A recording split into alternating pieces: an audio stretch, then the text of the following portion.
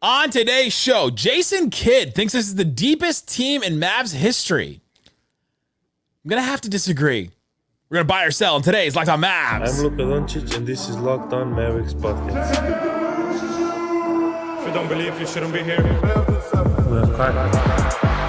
Locked On Mavs. Great, Rusty. Your daily Dallas Mavericks podcast. No one's dying. Part of the Locked On Podcast Network. Amazing. Your team every day. Still can't eat the opening. And welcome. You are Locked On to the Dallas Mavericks. My name is Nick Angstad, media member and NBA channel manager of the Locked On Podcast Network. Your team every day. Thanks for being part of the show. Making Locked On Mavs your first listen today. Best way you can help us grow the show is to listen every day on any podcast platform. Leave a 5-star review, like the video, comment anything below on YouTube. Subscribe to become a Locked On Mavs insider by texting the number. Doing a lot of great stuff on there. So subscribe. Text 214-643-8637. You can start the season with a big return on FanDuel. Place a $5 bet and you'll get started with $200 in bonus bets guaranteed. Visit FanDuel.com to get started. And joining me, as always, my co-host, media member, and the Friday Fiend, the One More Thing King. What you got for me, Isaac Harris? Guys, I'm ready tonight on Friday night. Going to see Usher. Oh, I'm going to go see a band called The Beaches. We will both be at a concert on Friday. That's fun. Yeah, it's not Usher. So my wife and I are going to see Usher, and I'm pretty excited about it. Usher. Peace out. A-Town. Pretty awesome. Today on the show, we're going to be playing Buy or Sell on a bunch of things Jason Kidd said about the Dallas Mavericks. Do you believe the head coach of the Dallas Mavericks? We'll also do some on the NBA. I've got a couple about Embiid, on Harden. Andre Drummond said something wild this week. We'll do some buy or sell across the NBA. Let's start here, Isaac Harris. Jason Kidd went on an interview with Mark Stein recently, and he said, this team, it's a little deeper than the 2011 team, meaning he thinks it's the deepest team in Mavs history. Do you buy or sell this statement by Jason Kidd? Sorry, Jason. I'm going to sell. Selling it.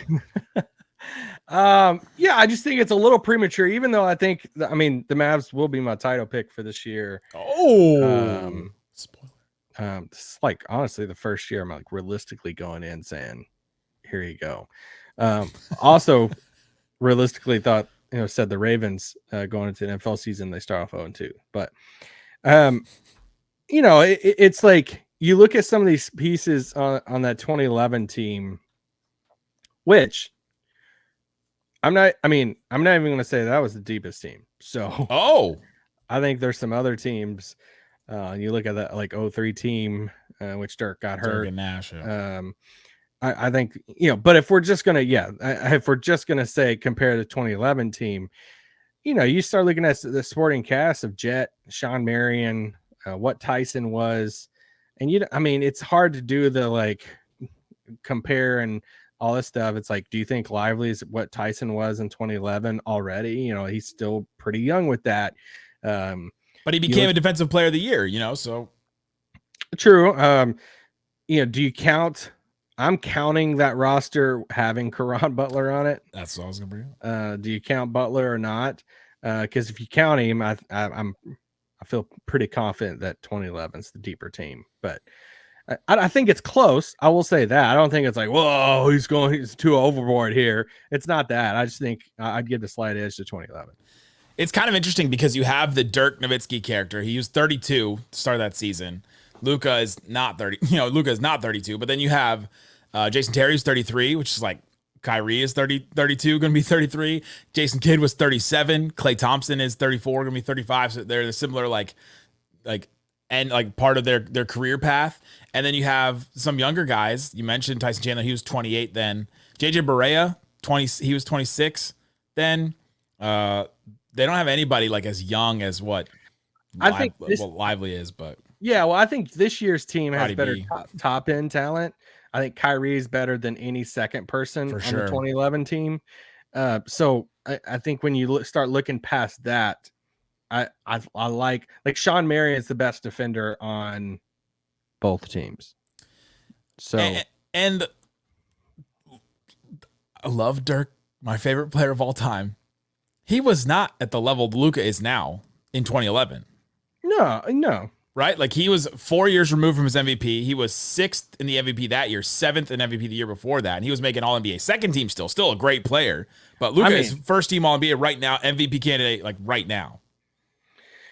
Yes. I don't think he's that far behind though, because the run he made the run that this Dirk made in the playoffs is something that Luka just hasn't, done. For sure. So yeah, it just comes down to some of these supporting cast, guys of like, all right, if we're saying complete deepest roster, I think best starting 5, Dallas probably has it. And this year, Dallas, sorry. This year probably has it. If we're saying deepest team, I would give it to, we're not even talking about like Peja coming off the bench, Brendan Haywood, Deshaun Stevenson, shout out Brian Cardinal. But yeah, JJ Barea coming off the bench. I already said it a while ago, but Sean Marion's the best defender on both of these rosters. Yeah. I'd still take that 2011 Tyson. I'm super high on Dereck Lively. Still take the 2011 Tyson Chandler over Lively right now. So yeah. But I would say the same thing if I was Jason Kidd, though. Hype up my team, Yeah, for sure. Oh, what's he gonna say? So that's why we're buying and selling some of these. Do we actually believe that Jason Kidd is agrees with these or not? Speaking of which, he talked about one of the things on Media Day I really wanted to learn was, can we learn anything about the pecking order of any of these players? Can we learn where Jason Kidd is leaning on? Who's in the first unit? Who's in the second unit? Third unit? Well, he said in that interview with Stein, Spencer may be the third string point guard. And then he mentioned guys in the second unit, Naji Marshall, Grimes, Dante Exum. Those are guys in the second unit. So right now, are you buying or selling that Spencer Dinwiddie is the third string point guard? Exum is the second string point guard right now. Oh, I could buy that. I don't think, I could buy it. I don't think that's how it's going to like turn out the majority of time. But I could buy it going into the season because Exum was really good last year for a long stretch. And, I think we said the other night in the 3-man weave. That's right. You guys out there has been wanting the 3-man weave podcast. I wanted it. Of us two and slightly. Then go listen to that if you haven't. But yeah, I think we forget a little bit about how good Dante Exum was for a long stretch last year. So gives you a bigger body, defense, all the stuff. So if you're wanting more of a defender to go with, some of these guys in the second unit, then I'll buy that from him. So let's say Maxey is healthy. We're not sure the status of Maxey right now, or even why he's being out and all that.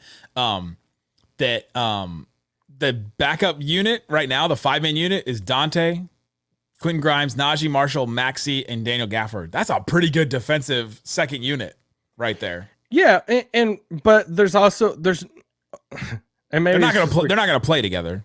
Yeah, I was gonna say like maybe it's because we just finished watching a couple months of them in the playoffs. This Mavs team, but there's a lot to like Kyrie and Luka are not going to be off the floor together a lot, or right. You would assume that. So that's why I was like, I like a Dante Exum playing alongside a Kyrie Irving in that second unit. I think that's a lot of fun. Yeah, I'm buying this from Jason Kidd. I was surprised, but I am buying it from Jason Kidd that Spencer Dinwiddie is the third string point guard because, like Slightly said yesterday, he was not necessarily that great, but in LA, we hope that he comes back and is the Spencer Dinwiddie that we remember from playing with Dallas. We talked to him at Media Day about how Dallas used him compared to the Lakers, and I thought that was a really good answer that he gave. So go listen to our Media Day interview with him on that. But I think you think Spencer's going to be okay if he's a third guard the whole season? Maybe not. I'm almost willing to say if they go into the season and they say, hey, you're the third guard, you're going to compete with Jaden Hardy for some minutes, and like you might not be in the rotation stuff. I don't think Spencer Dinwiddie's signing up for DNP-CDs. Yeah, that he ends up being a buyout guy, maybe. Yeah, or just released. Like, that's the same thing. Yeah. What is different from what you said to what I said? Well, just like, because you release him and you just pay him the money instead of like, hey, Spencer, you're due $20. So can you give us 5 of it back and we'll pay you 15? I don't even think that's like, he's on a minimum. So yeah, I guess they don't need to buy him out completely. Yeah. With him, we're gonna in like 3 or 4 months, we'll look back and be like, oh man, we thought everybody was gonna be happy in their roles and somebody's not, right? There's a Tim Hardaway that's not happy in their spot. There's a somebody that doesn't get the ad talking. So yeah, is Dinwiddie's dad talking? Gonna be talking about all this? Is Koo ready for that up in Detroit? Oh my gosh, he's ready for anything that takes eyes away from the basketball court. I think Tim Hardaway Sr. going on shows and stuff up there. Oh my gosh, coming up, Jason Kidd still says that there is a competition between the starting centers, Gafford and Lively. Do you buy or sell that? We'll talk about that and more coming up. If you don't believe, you shouldn't be here. Taste of the Locked On Mavs brought to you by Game Time. Game Time has all kinds of things that you can get into. Isaac and I both going to concerts. Our concerts are both on Game Time right now. The Usher concert, you can go and stalk Isaac. $76 will get you into the American Airlines Center and go see this Usher concert. One of the things I love about Game Time is that I know that if I go to this Usher concert, I hit the all-in pricing. I know that, all right, here's a pretty nice seat for, a couple $100. I know that that is exactly what I'm going to pay when it's exactly what I'm going to pay at checkout when I click it right there because I hit that all-in pricing feature. So go check that out. See what is available in your area or in the DFW area. There's all kinds of sports, concerts, comedy, things like that. Go check it out and see what is available for you. Get the view from your seat, panoramic views, all that kind of stuff. And your purchase is covered with the most flexible customer service policy in the ticketing industry. Take the guesswork out of buying tickets with Game Time. Download the Game Time app, create an account, use that code LOCKEDONNBA for $20 off your first purchase. Terms apply. Again, create an account, redeem that code LOCKEDON NBA for $20 off. Download Game Time today. What time is it? Game Time! That's correct. Hot man, the hot player. Thanks for hanging out with us on Locked On Mavs, being part of the show, part of the Raccoon Squad, listening every day. Appreciate each and every one of you for checking out the show. Go listen to our Mavs Media Day interviews. We interviewed Klay, Kyrie, PJ Washington. I was listening back to today, and he had some great stuff. We asked him about playing the Thunder, and he immediately lit up, and he started laughing, and I love that. And it was just an amazing answer. Today on the show, we're playing buy or sell. Some of the things Jason Kidd has said and some other things about the Dallas Mavericks. The next one, do you buy or sell? Kidd is actually deciding between Gafford or Lively as the starting center, the main center, the one that plays the most minutes. And this is what he said to Stein, right? Just want to clarify that for the audience. Well, that he has literally played both of them with the first group in training camp. He's played Lively the first day. The end of the second day, he played Gafford with the first group. So he has gone back and forth. And on media day, he said that Lively will be starting with the first group, but it's still up in the air. It's anybody's game kind of deal. Yeah, I'm selling that. That's just not. Yeah, no, I'll sell that all day. Selling a bill of goods. Dereck Lively should be, and I think is the starting center. I don't think you walk that back. You already have a young star that is the guy. Like, you start him. Doesn't mean you don't play Gafford at all. You have your moments with Gafford, but I just don't think you play around with hey, we're going to bring Lively off the bench. I think you do that if you had a Joel Embiid or a Jokic. But what if you need one more shooter off the bench? Oh my god, that's a 3-point specialist off the bench. If you need to bring in Lively, Gafford put on 20 pounds of muscle. He's looking good. We talked to him at media day too. But yeah, I'm selling this too. I don't think that he's really deciding between. I think he's giving Gafford a chance and giving Lively a chance because the sophomore slump for some guys is real, and sometimes guys come in and they're not as good as they were first year. Walker Kessler last season was a great example of it. It just didn't go as well. Growth is not always linear for some of these guys, and sometimes that goes in the wrong direction. And so I think the kid is doing the coach thing and, being auspicious. What's the word? He's making sure that they're both given an opportunity and making sure Lively isn't put on this pedestal of you said he was a young star, right?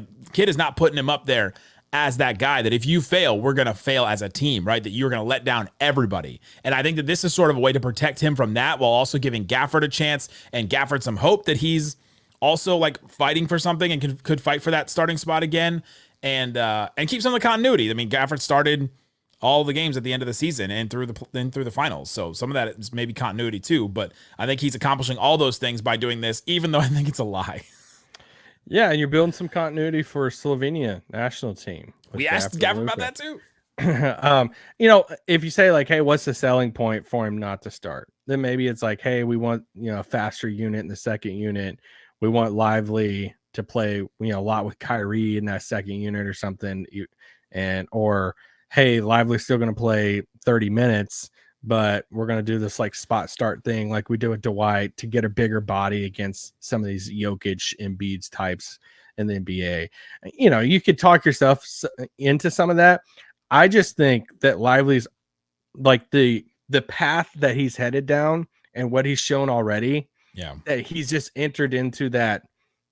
Like you don't play gimmicks with like players who are going to be this spot in your starting lineup for so long. And it just, I don't know. I wouldn't play that. Do you like Luka and Gafford play so well together, and Gafford may not play as well with a Dante Exum or a Dinwiddie, whoever's the backup guard, that you take advantage of the greatness that Luka and Gafford can bring, and then Lively's going to play good with anybody. And so then you even that out and you measure that out a little bit more. Yeah, it just feels weird for me to tell the guy that is good playing with anybody to like, hey, you're not going to play right now because the guy who can only play with one player is going to play above you. But I once again, I don't think it's the end of, I'm not a big like starting who start like it feels like that's everybody's like first question at training camp and all this stuff. It's more about who closes games, who's getting the most minutes. It's a representative thing of like who plays more. That's why I positioned it as who's starting and ends up playing the most minutes. Yes, and to your defense, players do care about it. Oh yeah, we know. Like these are conversations. These are things that players do talk about in the locker room, and have openly talked about and caring about those things. So I spoke at DBU, the college I went to. Spoke at their broadcast class, and they asked what's a conversation that you'll always remember that you've had, or like, you know, a moment you've always, and I brought up the Christian Wood one where we broke to him that he was coming off the bench to start the season and he did not know that. Yeah, that's a good one. That was a tough one. He's a good defensive rebounder though. That percentage. Most stats show that. Okay, another thing that Jason Kidd said is that he wants someone else to bring up the ball, to have Luka start off the ball a little more often to minimize wear and tear. You buying this? I will. I do think so. I think we've seen them try to experiment with that a little bit too. Having Kyrie bring it up. I think any way you can find any little things. Let me brag on LeBron real quick. LeBron has done really well in the last, portion of his career when he's not been as good as he was early in his career. But no, I think he's done really well at finding these little moments to preserve energy, to, try to save his body out on the basketball court. He takes these almost kind of like mini breaks on the court to save himself for these certain moments. And it sounds crazy because Luka's so young, but if you can find these little things like, hey, don't bring the ball up the floor, but as soon as we have Kyrie or a Dante Exum or somebody else bring it up and they cross half court, just come up and get the ball. Like, then that's what's gonna happen, and sure. That's already been happening, right? They did that in the playoffs with PJ bringing up the ball sometimes, or Josh Green in the regular season. Took time off my life. You have to have people who can bring it up the floor, though. So there were times they're having PJ try to bring it up, and they're pressuring him full court. I'm like, all right, guys, dribbling is not his specialty. That's where you learn the playoff intensity. Yeah. Last Mavs one I have for you. Okay. Speaking of Mark Stein today. Jason Kidd said he met with Phil Jackson over the summer, and Phil Jackson on his own personal court showed Jason Kidd the ins and outs of the triangle, and Jason Kidd said he'd think about adding some elements to it. Do you buy that Jason Kidd is like, oh, we're going to start running some triangle here in Dallas? No, I don't. No! Sorry. Just being nice to the Zen Master? I would say the same thing. It is fascinating though. It'd be cool if Phil came to like a game or something. I will say, I do like that Jason Kidd is open to hearing from a Phil Jackson, to learning from him, to bringing in a Frank Vogel as a consultant that we talked about yesterday, bringing in these guys and not just staying stagnant. And I think what we've learned from Jason Kidd, like what we thought Jason Kidd was in the past, like when he was in Brooklyn, he shut everybody else out and was like, all right, I got to prove that I'm the man here. He even tried to meddle in front office stuff where he's like, all right, I got to prove that this is like, I have the power here. And now he's bringing in a former head coach that he worked under as a consultant. He's talking to Phil Jackson. Like he's taking in the knowledge from everybody. And I do like that in a coach, that you're always willing to learn more and to try new things. No, I did too. Yeah. As soon as I saw that come out that he met with Phil Jackson, I thought it was super cool that he's still trying to like learn. And yeah. He also said that they didn't post a picture of themselves because you don't have to post every single thing that happens to you in life. Do you buy or sell that in 2024? Did he really say that? Yeah, because Mark Stein was like, well, there is no picture. Because he was talking about there was a picture of him and Mike Tomlin, the Steelers, the Pittsburgh Steelers from the NFL. They posted a picture of there, but they did not post a picture with Phil Jackson. So did it really happen? No, you do not have to post a picture of everything in life. So you are buying. I encourage you not to. You're buying that from Jason Kidd. I think if you didn't post pics, it didn't happen. All right.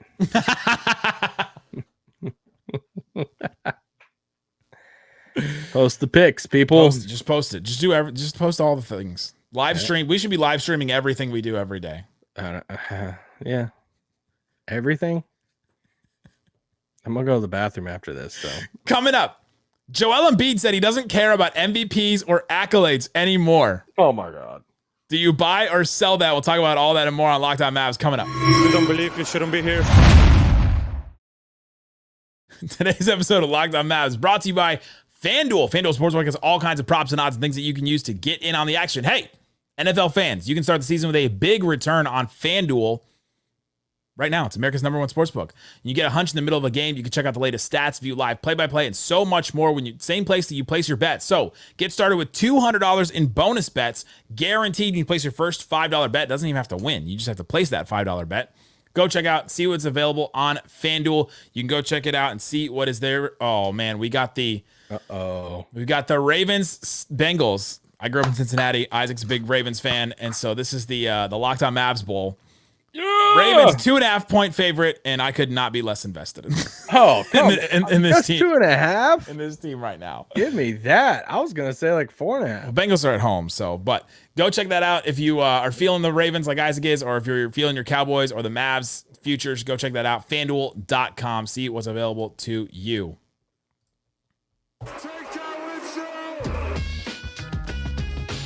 All right, Isaac, we're buying or selling. I've got some NBA ones for you, starting with Joel Embiid. He said he does not care about MVPs or accolades anymore. It's all about team wins, baby. It's about the team. There's no I in team, but there is a me. Do you believe in Joel Embiid? No, how can I put a for sale sign on that fast enough? Like, come on. Yeah, Rudy Gobert doesn't care about all-stars either. Like, what are we doing? Like, he cares about this. I just can't believe that you don't care a little bit. Like even every time I hear Luka say he doesn't care about his stats, you got to care a little. We see you out there trying to get those assists and trying to get those rebounds, right? Like we saw you go for 73. Like you care a little bit. No, yeah, he cares. There's got to be some caring there. Yeah, no, 100%. Like, I mean, cool quote. I'm sure Keith Pompey ran with it, but no, he's full of crap. Yeah, our new host Kayla Santiago on Locked On Sixers. She was like, yeah, this is the no drama Sixers. They're all about the team. And I was like, oh no. It's like, I hope you're right. I hope you're right over there. You have Paul George, so. Oh my gosh. Wait till he talks about it on his podcast, and Embiid comes on the podcast and they talk about it. Which is a better. I say better for content. Yeah, we'll do that. Which is a better for content fan base player pairing? Paul George in Philly or Towns in New York? Man, Towns getting on Twitch like the day after something bad happens in New York is going to be. Oh, it's going to be awesome. Him going on some podcast and him dropping some like wild, like. Have you heard my Towns voice yet? Or something? And no, I haven't. Yeah, you know the Knicks. I've been playing for the Knicks, and like. No, okay. What's your next one? What's your next? Have you ever seen that clip where he sounds exactly like that though? Yeah, well, Tyrese Halliburton does this stuff too. They're just all messing with us. Oh, the double voice thing. It's so funny. James Harden talked about adjusting to the NBA over time, and he said, "I'm the one the NBA had to adjust to." Oh crap! Do you buy or sell this from James Harden? What was the context of this? Like, what? The NBA had to just adjust to James Harden? He was asked about, okay, you're now 35 and you've been in the league for a long time. How have you adjusted your game to the NBA? He said, I'm the one that the NBA has had to adjust to. Oh, crap. I don't know if adjust would be the word I would go for. I think. So you're selling it? I think adapted some of his style. I do think some teams looked at like that Houston squad and looked at that heliocentric stuff. And I get it. You can sit there and do all the stuff of like, hey, how far have they went in playoffs and all this stuff. But he's not complete. You can't laugh at. I don't think you can laugh at when he does the like Luka stuff. And he's like, oh, look, Luka can, because up until Kyrie, very similar offenses, right? Like it has been. The Luka stuff was people were James Harden was saying there's going to be a lot of me in this offense now with Paul George gone and Kawhi Leonard maybe missing games. And he said, and people laugh, but we just saw an NBA team make the NBA finals playing that style of basketball in Luka Doncic. Yeah, that's full of crap now because selling that one because he has Kyrie. Like they're playing. And Luka's usage went down last year and was even more down in the playoffs compared to where it was in the regular season. Before Kyrie, I can like at least hear that argument. But like, I mean, are we really going to talk about the 20-point third quarters that Kyrie had this past season? I know, right? It's like moments that Kyrie just like took over games. He didn't have that when he was running that in Houston. Like Eric Gordon wasn't taking over. Chris Paul sometimes, but I mean, not like that. Yeah. With James Harden, I almost buy this. I almost do, because we did see when James Harden was at his peak, when he was rising, stars usage percentage did all go up because everybody looked at it and realized, you know what the best play for our team is to give our best player the ball and let them do something with it. And so everybody's usage percentage went up. Look at what Jalen Brunson's doing with the Knicks right now. His usage is sky high. I mean, it's close to where Harden's was at its peak for sure. And every stars kind of did that. And they all started to get more usage. Trae Young, even Jason Tatum's, like they all went up. Embiid's is massive. Giannis's is massive. Every star touches the ball a lot more than when they used to, and I think that's because of James Harden. So like the game did adjust, but like not to him. They adjusted to like, yeah. That's weird phrasing for him. But that's like saying, okay, now defenses are all different because of what I did. I don't know if that's true. No. My last one I have. Andre Drummond said something this week. I think I know what you're going to say on this one. I'm the best rebounder to ever play the game. Buy or sell? So, come on. I mean, that's just an idiotic take. That's the dumbest thing. Somebody get him, somebody take him to the Hall of Fame. Who you got then? Who you got? Who's the best rebounder of all time? Yeah, come on. Wilt Chamberlain. Wilt Chamberlain is the greatest rebounder of all time. Done. Hands down. End it right now. Don't give me he played against Plummer, JJ Redick, stupid crap. He did, though. Andre Drummond couldn't tie Wilt's shoes. Like, it's just not, I mean, great rebounder. Good job, Andre Drummond. That is, congrats to you. You are a good rebounder. This is equivalent to Kat saying, this is worse than Kat saying he's the best shooting big man of all time. Wow. This is worse. Andre Drummond is the leader all time in rebound percentage, 25.1%. And you know who's 2 on this list, who I think is the best rebounder of all time? Who? Dennis Rodman. I would go. I keep going on the list of people I would take. Dennis Rodman averaged 18.7 rebounds in a season in 1992. What team is Drummond on now? The Sixers. Oh, God, what a fun team, man. Which podcast would you listen more of? So, Paul George and Embiid, Paul George and Drummond. Oh, Paul and Embiid. Yeah, that would be kind of fun. Embiid and Drummond, or Paul George and Drummond? Oof. I got one for you. Go for it. The Clippers, Lakers, and Warriors are done. They're done winning titles. I'll buy that. Yeah. They're done.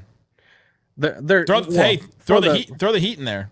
For the, I mean, not done titles for good, but with this franchise, never again. With this era, there's no deep playoff runs happening for either of those, the two LA teams or Golden State. Yeah, I think they're done. Yeah. No more conference finals appearances for Kawhi, LeBron, or Steph. A conference finals you can maybe talk me into, because like they just did with Darvin Ham like not that long ago. The Portland Trailblazers. Remember when the Trailblazers made a Western Conference? Remember when Luka with Dwight Powell made a Western Conference Finals? Whoa! Like you can find a path and make a Western Conference Finals, but you also have to get there. Trae Young did too. Trae Young in the East.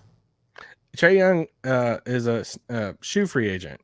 Adidas just didn't like. I'll sell that. Re-up his. I'm not buying that. That's kind of crazy. If like Adidas is like, yeah, sorry, see ya. When's the last player that just like got their shoe dropped? Oh gosh, I don't know. I mean, crap, they did like 12 versions of Derrick Rose's shoe.